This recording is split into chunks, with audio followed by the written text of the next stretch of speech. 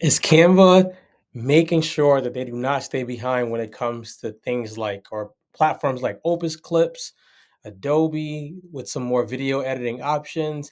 I think so. So I'm going to just show you what I've discovered so far.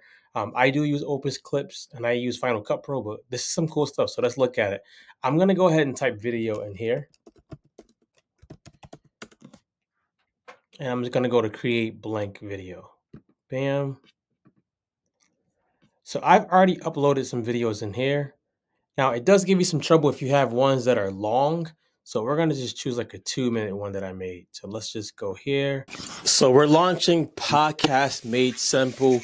It's a 30-day course where we teach you step by. So I'm here. I got the video, right? A couple things you probably already know, but if you don't know, if I go to background remover, if it's over 90 seconds, it won't let me redo that. So I'm here. But what I'm going to do is I'm going to go to edit.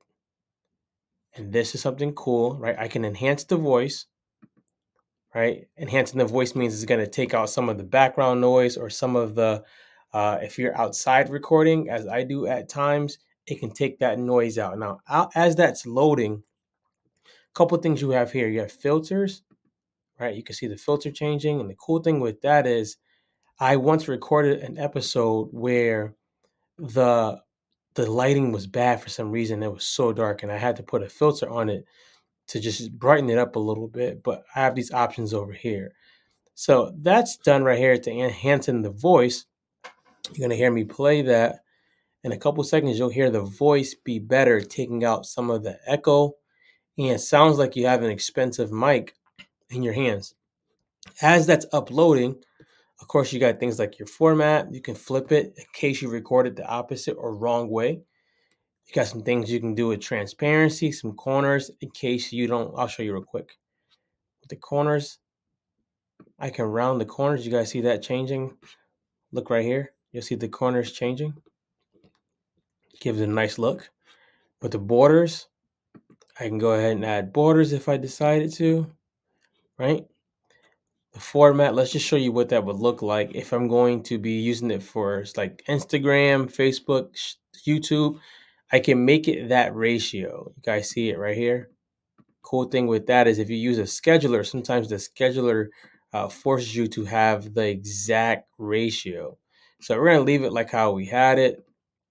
Hopefully. So we're launching Podcast Made Simple. It's a 30-day course where we sounds a little crazy right now because how that episode was recorded, but this is what I wanted to show you. I'm here. I'm going to go to edit.